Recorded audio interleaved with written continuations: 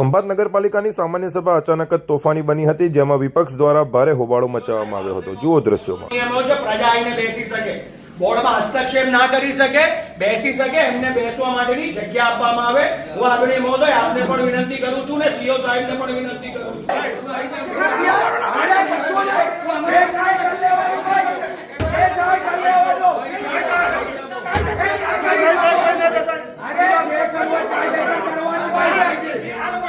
नहीं अपनी